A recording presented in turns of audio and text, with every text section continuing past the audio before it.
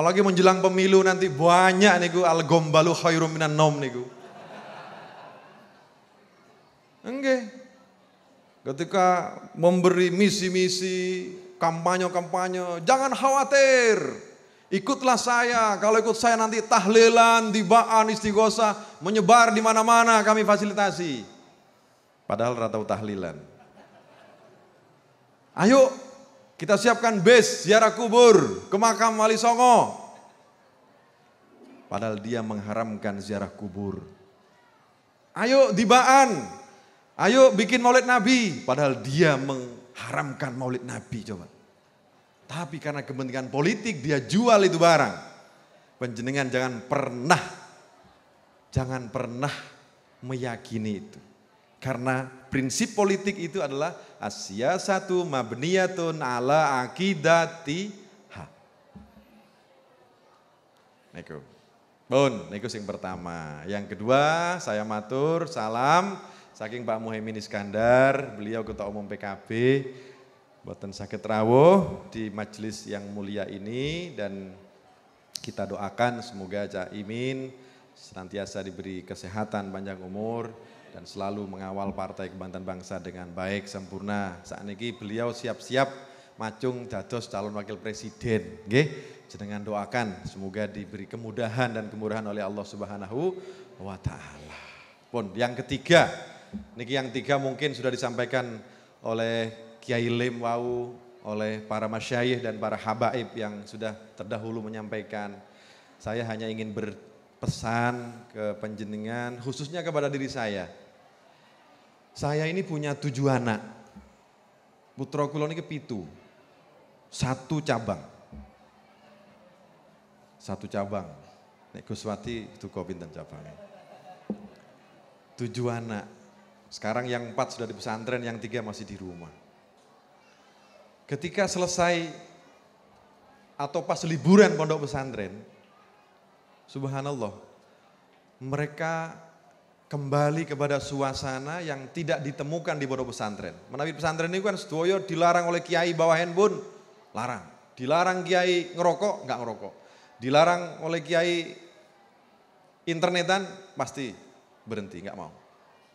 Tapi ketika kembali pada masyarakat, mereka kembali menemui suasana yang tidak dikontrol lagi oleh para alim ulama, para kiai, termasuk oleh para orang tua. Sekarang eranya sudah terbuka. Panjenengan ingin melihat, mengetahui apa saja yang terjadi di belahan bumi, sekarang juga, itu cukup panjenengan mendet handphone, ningali Imam Nahrawi saiki nang ndi yo. Cukup tanya kepada Mbah Google. Jenengan pun sumerap, pernah kenal dengan Mbah Google? Oke, kula kilo kenal mun kula. Tanya di mana Imam Nahrawi sekarang? Ketahuan. Sekarang sedang apa yang terjadi di Libanon? Ketahuan semuanya. Artinya dunia, informasinya, dinamikanya, semua ikhtilaf dunia itu ada di handphone.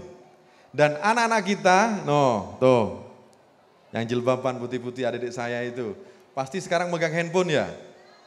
Mboten, kemana handphonenya? Mboten gadah, alhamdulillah. Mboten gadah karena tidak dibolehkan atau karena disingit, no. Enggak boleh, bagus. Napa? Yerep lek. Onten. Oh, bagus.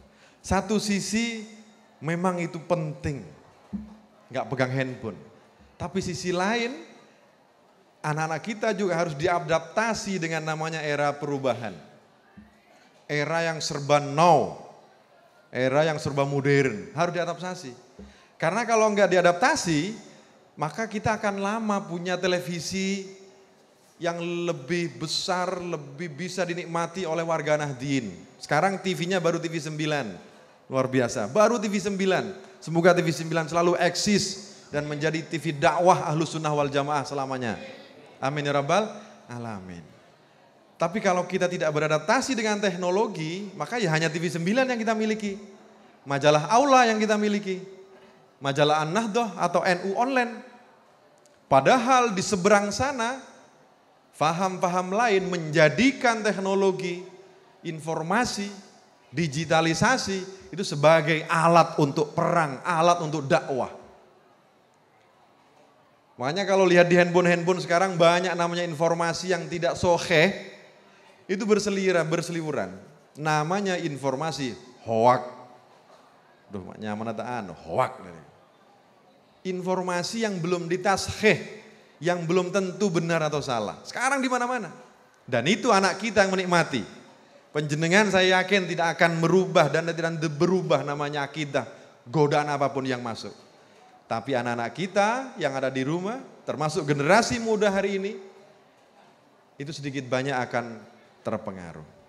Karenanya abdi nyuwun de ajunan seteja serabu ika dintoh nyuwun. Kiranya kalau anak-anak kita melihat handphone, melihat komputer atau informasi atau berita atau permainan apapun, tolong panjenengan entep. Entep paham nggih? Ente ngalih. Tangan anak jeling apa setia? Sekarang anak saya sedang melihat apa? Itu baru informasi teknologi. Karena sekali salah ngeklik konten-konten negatif yang muncul, berita-berita negatif, berita-berita su yang muncul. Bukan fatwa-fatwa alim ulama, para kiai, para habib yang muncul. Ini harus hati-hati sekarang. Namanya psycho war. Jadi perang udara makin nih. Mau lambat perang darat. Banser kata ngalah sekarang. Banyak sak fitnah banser makin nih. Cek banyak.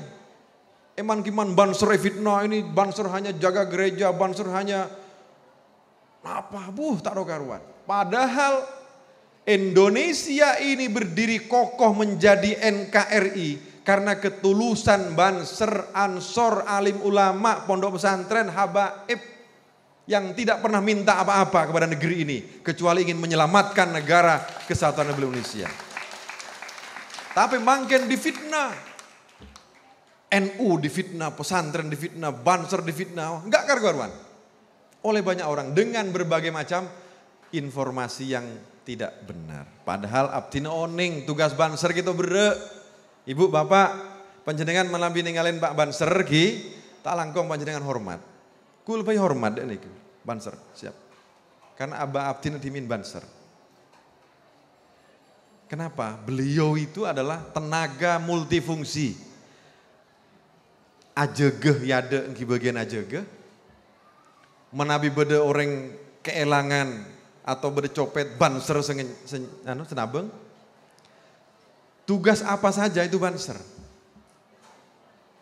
Luar biasa tugas beliau. Tapi sekarang difitnah tak karuan. Ini salah satu contoh. Termasuk bisa jadi nanti Nahdlatul Ulama, bisa jadi Maulid Nabi difitnah nanti. Tidak ada dalam ajaran Rasulullah Maulid Nabi. Tapi alhamdulillah makin alhamdulillah. Pangeran Arab Saudi sekarang sudah membuka diri, memperbolehkan sekarang nikah pelaksanaan Maulid Nabi, ziarah kubur sudah pun oleh makin. Karena belajar kepada Nahdlatul Ulama, kepada Ahlus Sunnah wal Jamaah. Alhamdulillah, amin ya rabbal alamin. Nah, karenanya abdine on da ajunan seteja tak langkong putra putri kita makin menawi ajunan berangkat dek masjid bu sebu tak langkong aja kakin. Menawi ajunan dek sabe tak langkong bekta agi putra putri. Kenalkan mereka ke sawah, ke sabe. Karena bisa jadi putra putri kita nggak kenal lagi sabe. Napa sabe nih kan?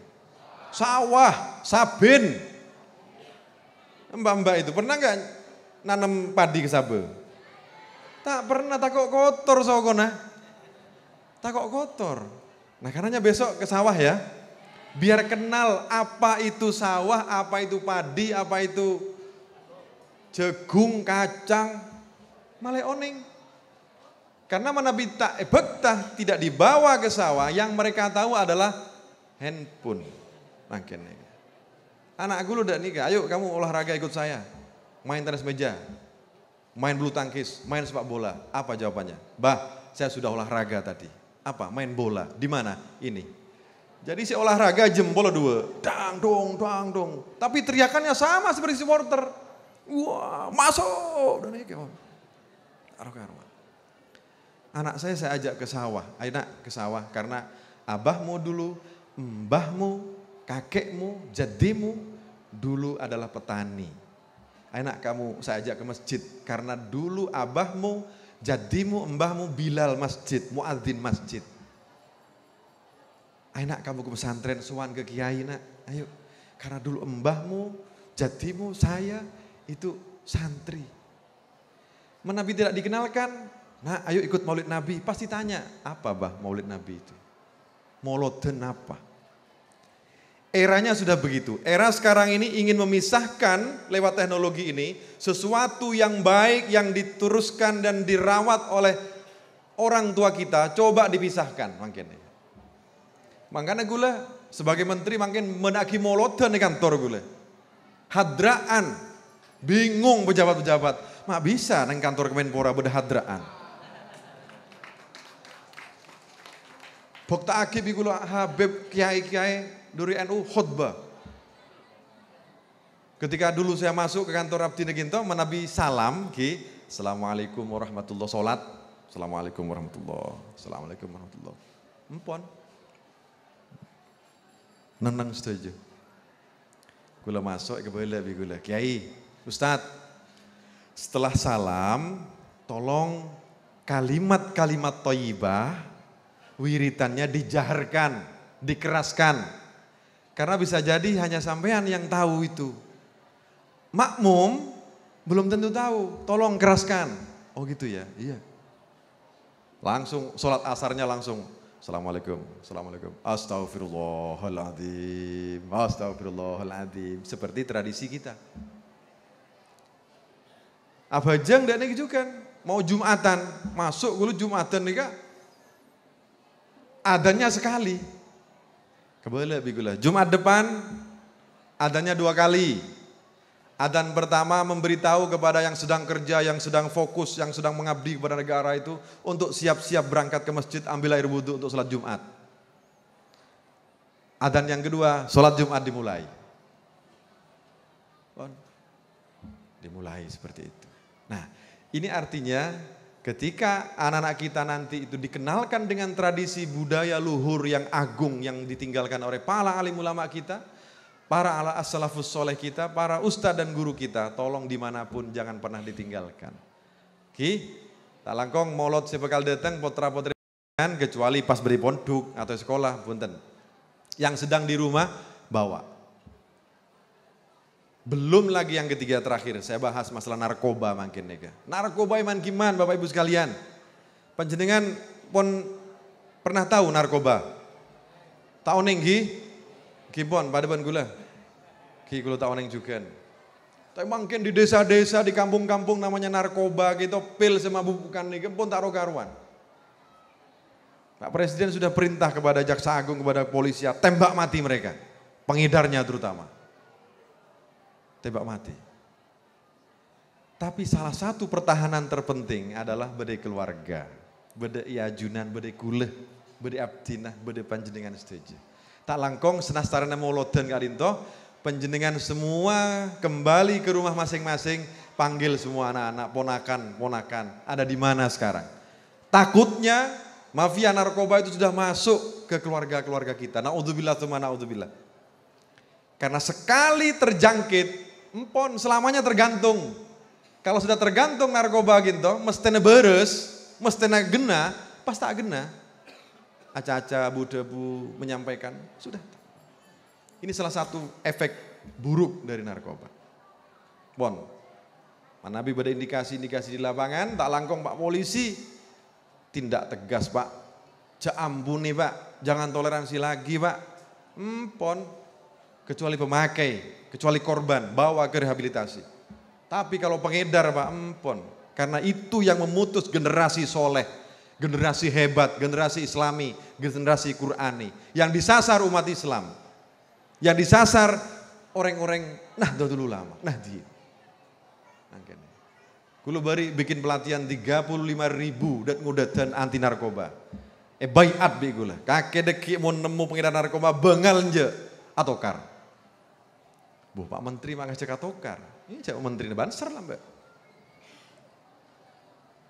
Bengal Pak. Tapi deki gula ngunjung Pak polisi Pak. Berani Pak. Tapi saya ngundang Pak polisi nanti. Nggak apa-apa. Anda harus menjadi agen di lapangan, agen perubahan, agen perang melawan narkoba. Karena negara kita sekarang sedang dijajah oleh narkoba. Dari Cina, dari Afrika, masuk ke Indonesia. Karena apa? Negara kita ini luas. Negara kepulauan, banyak pelabuhan-pelabuhan tikus di negeri ini yang tidak terpantau oleh aparat hukum. Mereka keluar masuk dengan bebas di situ. Karenanya pertahanan paling mungkin makin beda kita semua, beda panjenengan. Orang sepo, beda guru, beda kiai, termasuk pemerintah harus turun tangan secara tegas. Saya kira itu yang bisa kami sampaikan. Sekali lagi makin pon bokol situnghi. Saya berharap dan berdoa kepada Allah semoga panjenengan yang hadir semua selalu diberi kesehatan lahir batin oleh Allah, diberi keselamatan dunia akhirat, diberi kejembaran rizki yang halal yang barokah oleh Allah untuk manfaat dunia akhirat, manfaat untuk anak-anak kita, dan semoga anak kita menjadi anak yang soleh solehah, menjadi khairun nas anfa'uhum linnas, menjadi orang yang selalu berbuat baik kepada siapapun tanpa pandang bulu. Inilah yang bisa kami sampaikan. Ya Allah, semoga pertemuan ini Kau ridhoi ya Allah. Al-Fatihah.